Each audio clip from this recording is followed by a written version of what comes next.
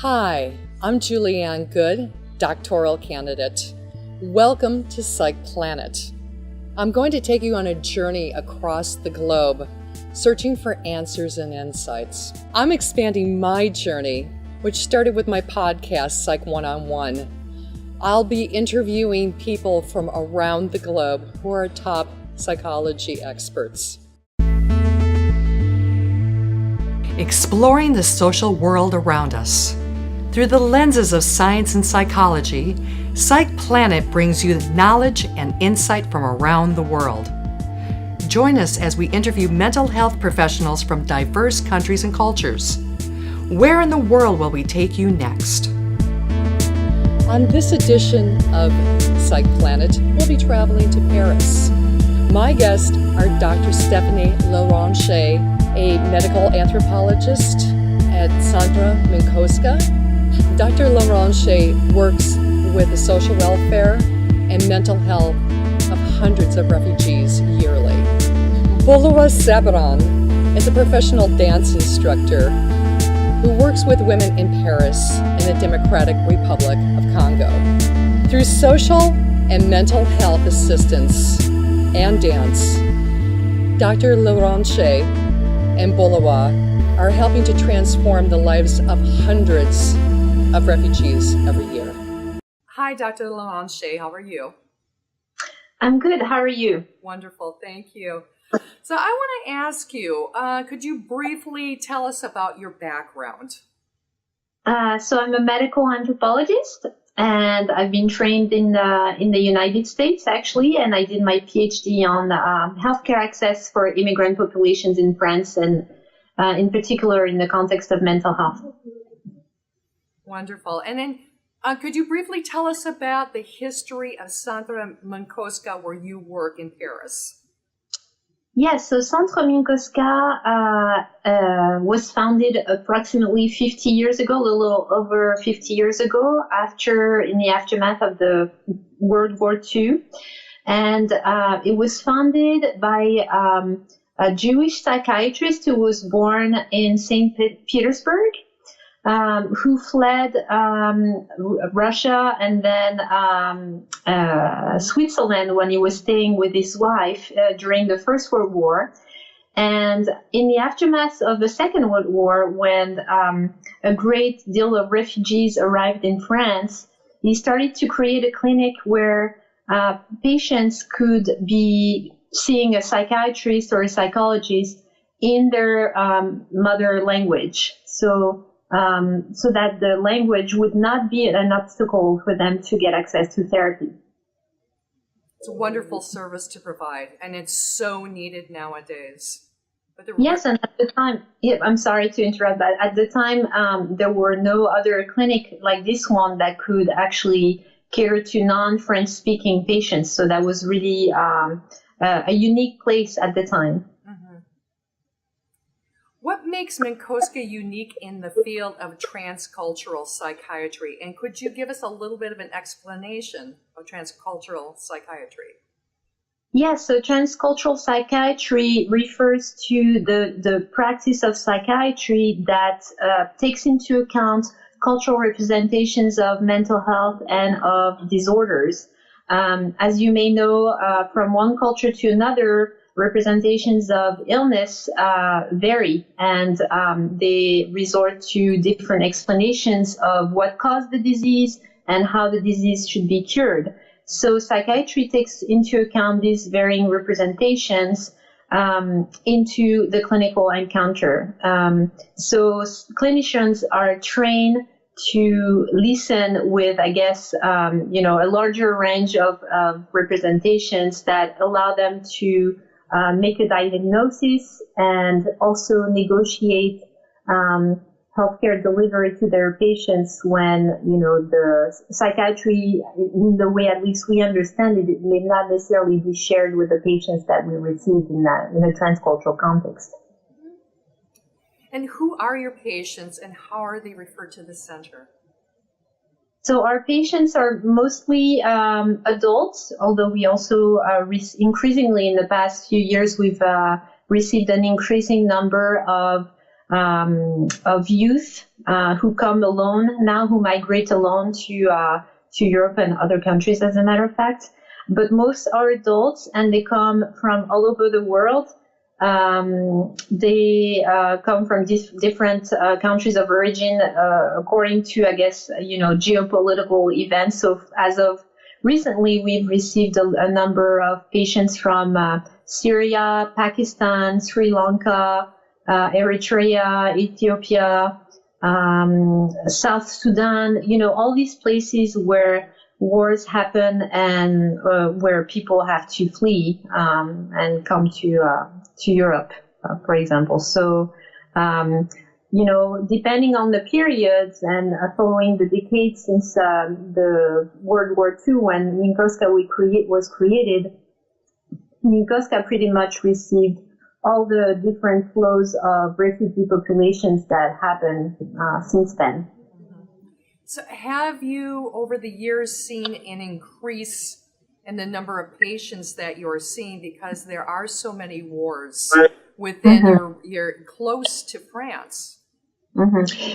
Yeah, the demand has definitely increased. Not that immigration flows or the income of refugees has increased in France as such, but what happens is that a lot of the clinicians or social workers that work in mainstream institutions, they don't have access to interpreters. They are at a loss when they receive patients who do not share the same cultural representations of care and illness as they do. So they refer those patients to us, to Minkowska.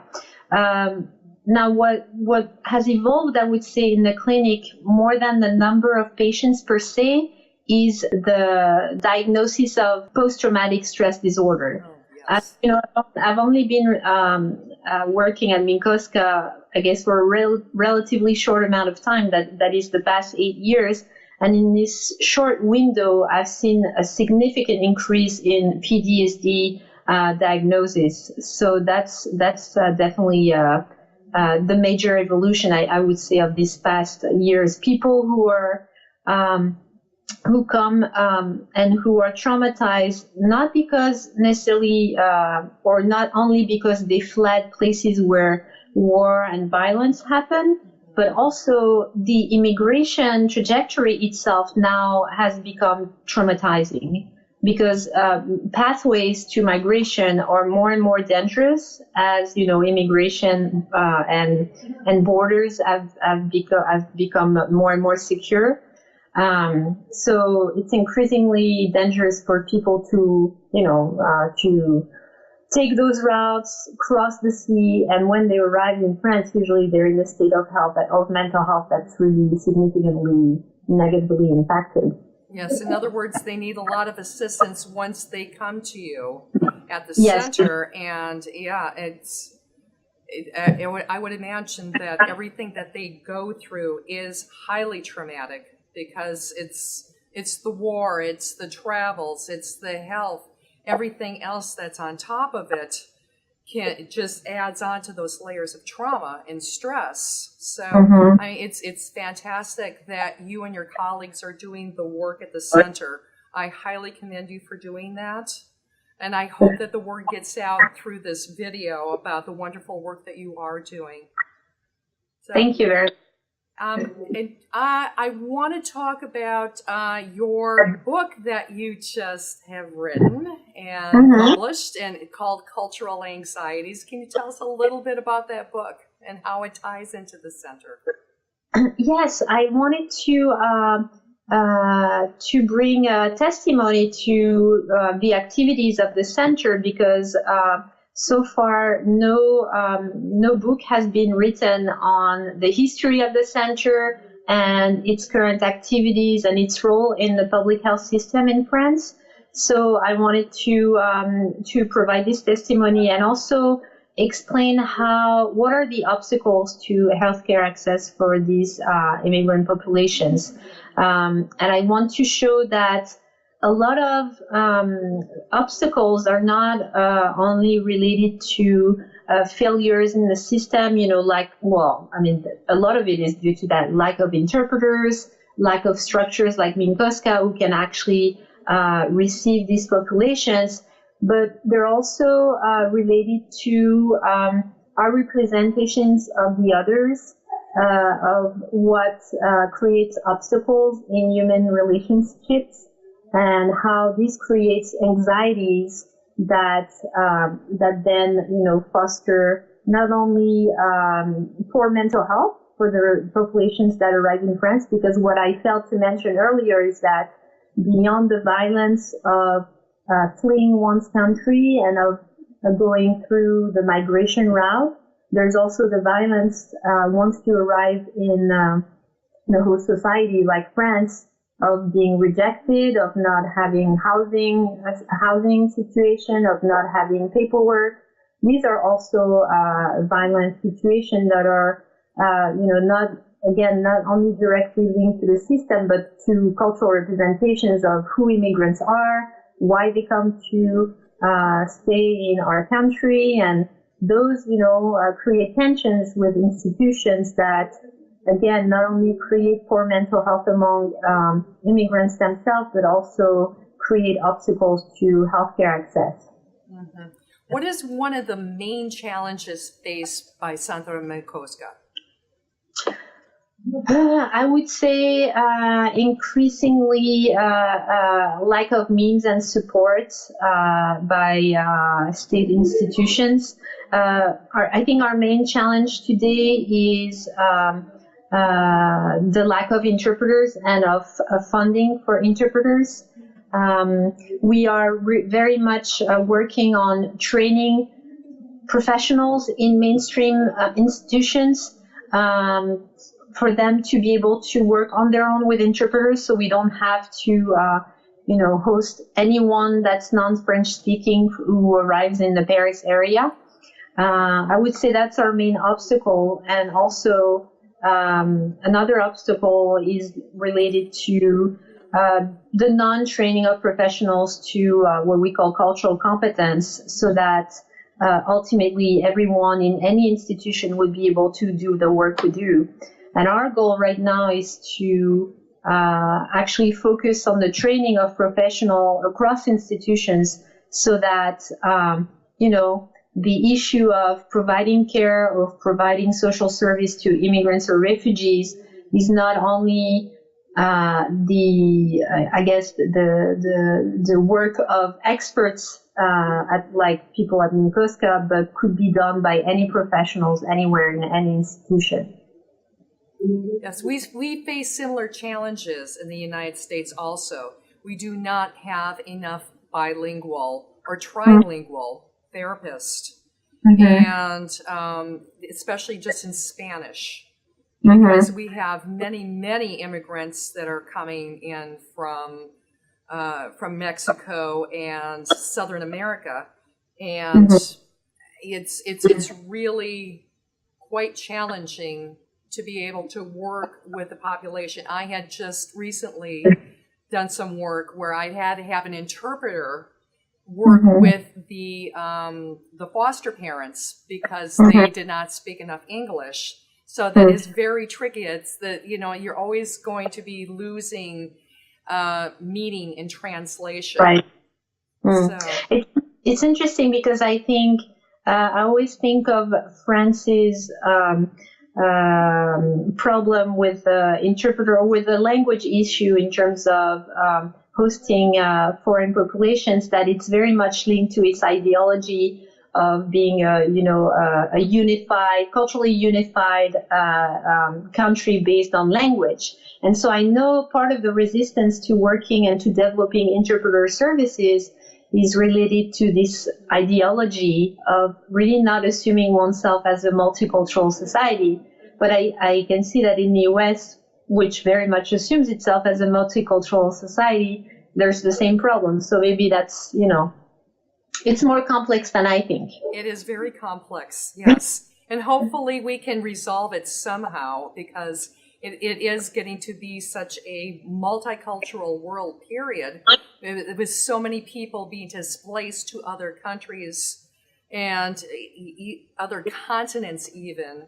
So it can be really challenging. So I would love to thank you for being with us and sharing your expertise on the refugee crisis.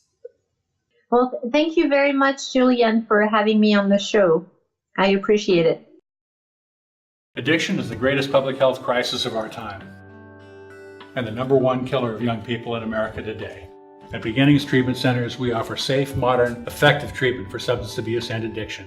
Minutes from the beach in beautiful Orange County, California, Beginnings offers comfortable surroundings, private chefs, and a dedicated clinical staff. Beginnings makes recovery possible for you and for your loved ones. Don't wait until it's too late.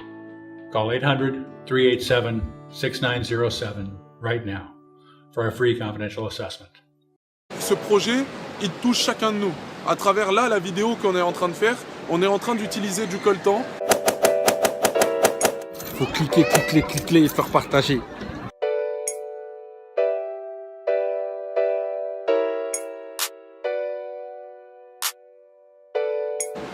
Qui a été récupéré dans des situations pas possibles et où peut-être certaines femmes ont été victimes de ces violences pour juste cette vidéo qu'on est en train de faire.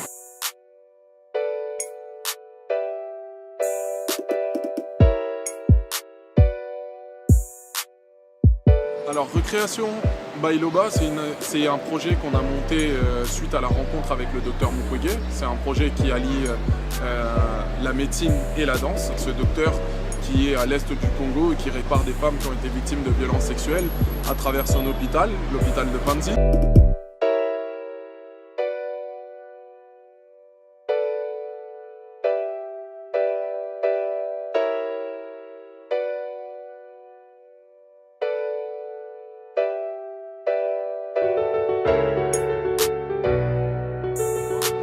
Ces femmes ont vécu des drames insondables. Elles sont pour certaines ouvertes du vagin jusqu'au sein. On leur a introduit des machettes, on leur a introduit des kalachnikovs, tout un tas de choses. Ils ont été plusieurs à leur passer dessus. Et donc du coup, la danse dans un premier temps leur permet de se réapproprier leur corps, vu qu'on leur a volé leur corps. Et donc du coup, par la danse, par des mouvements, la tête, les épaules, tout, elles se réapproprient leur corps. La danse leur permet de pouvoir restructurer le cerveau qui a été déstructuré par le fait qu'elles vivent des triples drames. Elles sont tout d'abord violées, puis ensuite elles sont rejetées des populations parce qu'elles sont considérées comme indignes. Et puis elles-mêmes se considèrent comme indignes parce qu'elles ont été violées et que c'est dans la culture du pays. Et donc dans ce cas-là, ces triples drames font que elles arrivent un peu comme des mortes vivantes. Et la danse, c'est vraiment leur redonner de la vie, redonner du sourire, qu'elles sourient à la vie. Déjà, rien que par ces premiers sourires-là, déjà, c'est une étape à la recréation.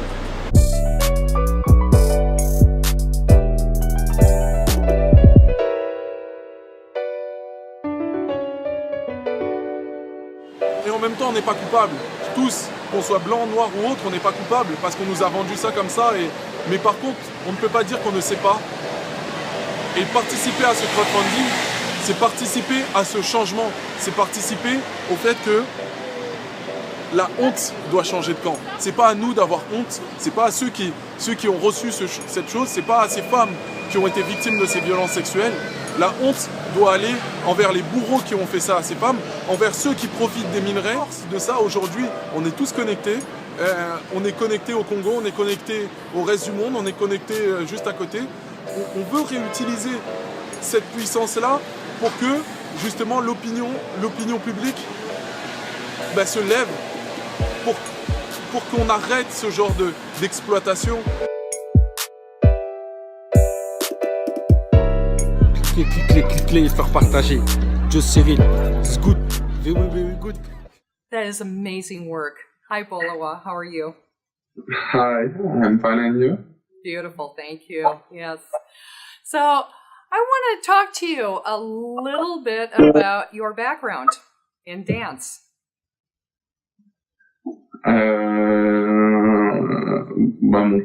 Je suis né d'un père danseur et d'une mère qui était son élève, donc j'ai grandi de la danse. My father was a dancer and my mother was his pupil, his student, so I grew up in that dancing environment. Et depuis, j'ai toujours dansé toute ma vie à leur côté ou aux côtés de mon oncle. And I danced ever since, either with them or with my uncle. Et de la danse traditionnelle congolaise principalement. And mainly I danced traditional Congolese dance. And you were also raised in Paris and in the Congo, correct? Yes, that's correct. So the very different cultures. I would imagine that has added to your art. Ah oui, complètement, ouais. Ouais, c'est... J'essaye de mélanger les deux, même si ma base reste la danse traditionnelle congolaise. Mm-hmm. Yes, completely. Although I must say that traditional Congolese dance remains the basis of my art. So, how do you use dance as therapy? Alors d'abord, je l'ai utilisé pour moi, dans un premier temps. First, I used it for myself. Parce que c'était un moyen pour moi de pouvoir exprimer mes colères quand je n'avais pas les mots. It was a way for me to express my anger when the words lacked me. Et que j'avais pas l'entourage pour pouvoir m'écouter. And at times when I didn't necessarily have anyone to listen to me. Et donc du coup, la danse a toujours été un compagnon, un lieu d'expression, ma maison, quoi. So dance has sort of been a road friend, my environment and sort of my home. Beaucoup de femmes qui venaient au cours de danse utilisaient la danse, les danses congolaises pour pouvoir s'exprimer et pouvoir sortir des barrières que la société leur mettait en place et qu'elles avaient intégrées. So many female dancers used traditional Congolese dance to overcome issues that they struggled with, that were most of which are imposed by society, and so that's something that he noticed during dance lessons. Bolewa, can you tell us about going down to the Congo and working with women there and their special situations?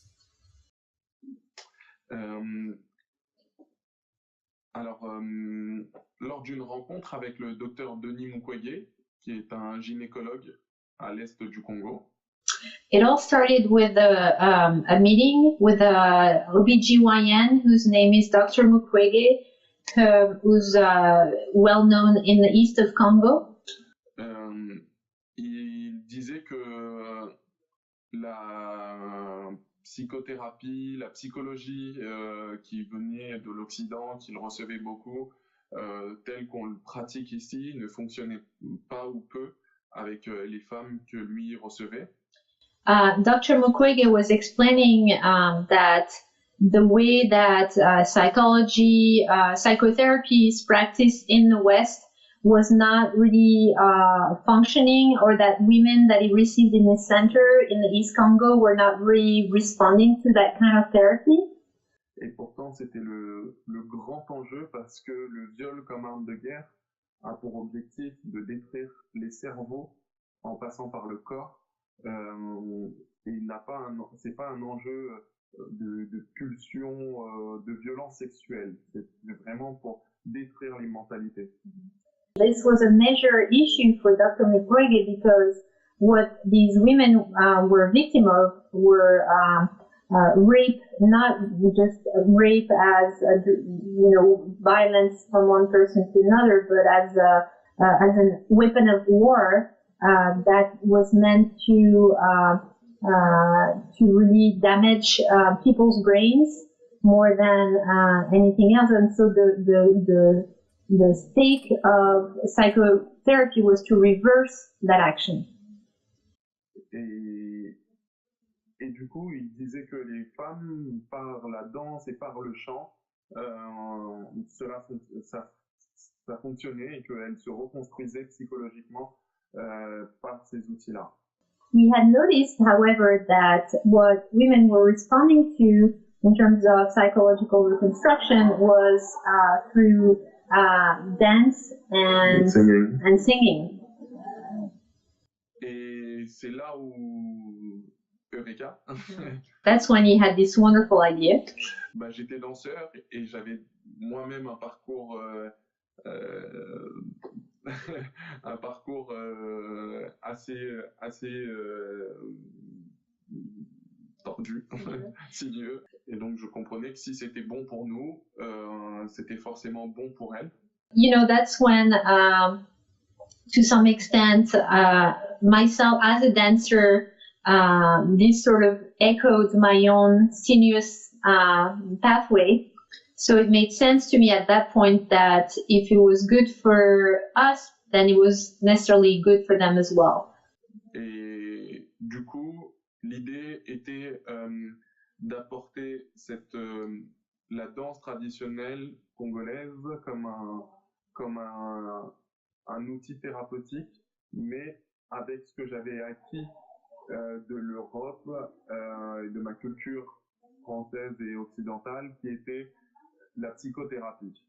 So the idea was to introduce traditional Congolese dance as a therapeutic tool, but to frame it also with what I had learned in France as a dancer and also with my French background culture and the tool of psychotherapy. And you're bringing two cultures together Exactly. for therapy. That is magical and powerful.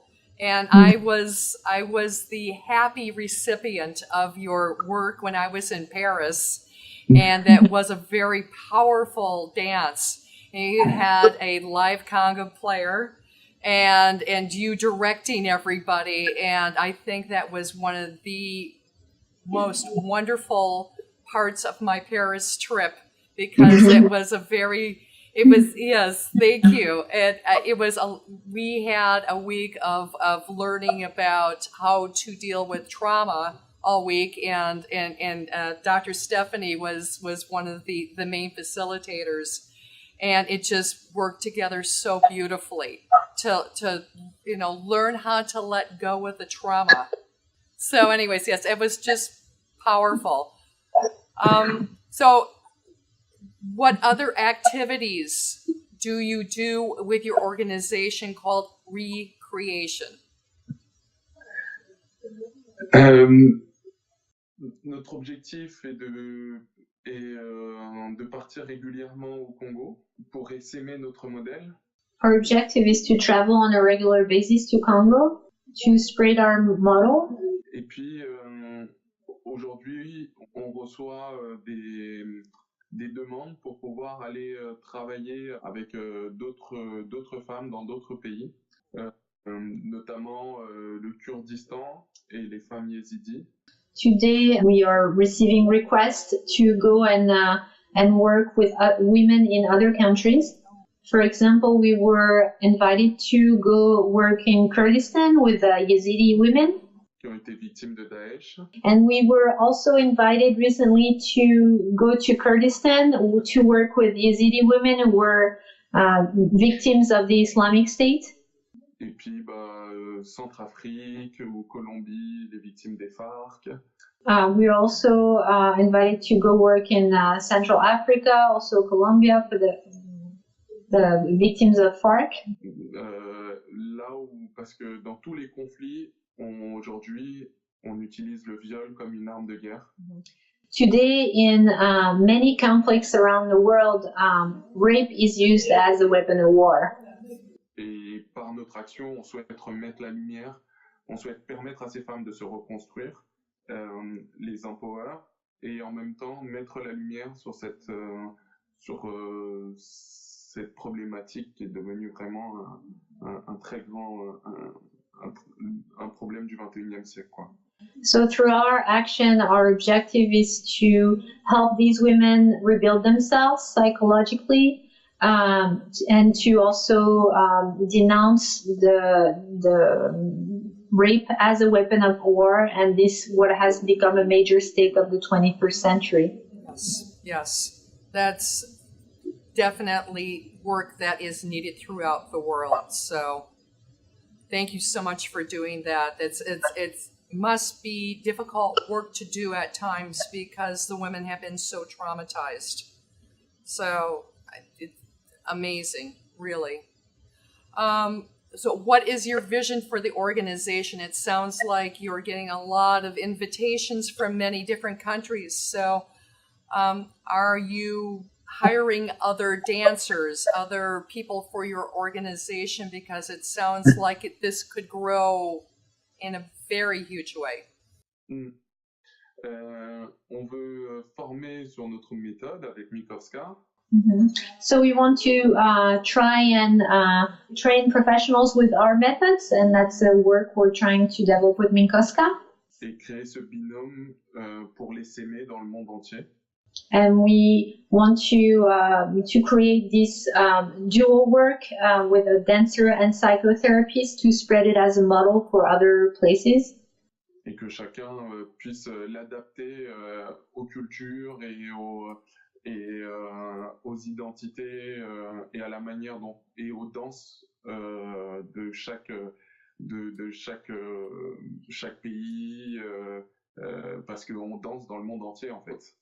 We wish for our model to be adapted to different cultural contexts, different cultural backgrounds, where dance takes different shapes. But dance is something that happens all over the world. It is, and it's powerful. It translates beyond language, right? Like music, dance is a language of its own. Exactly. It really is. So good luck with your organization. We are going to be posting at the end of this show about how our audience can contact you, and I would love to help out also. So thank you so much, Bolewa and Dr. Stephanie. You've been wonderful guests. Thank you. Thank you. Thank you so much. Where in the world should we take you next? Leave your thoughts in the comments section below or email us directly at therapycable@gmail.com.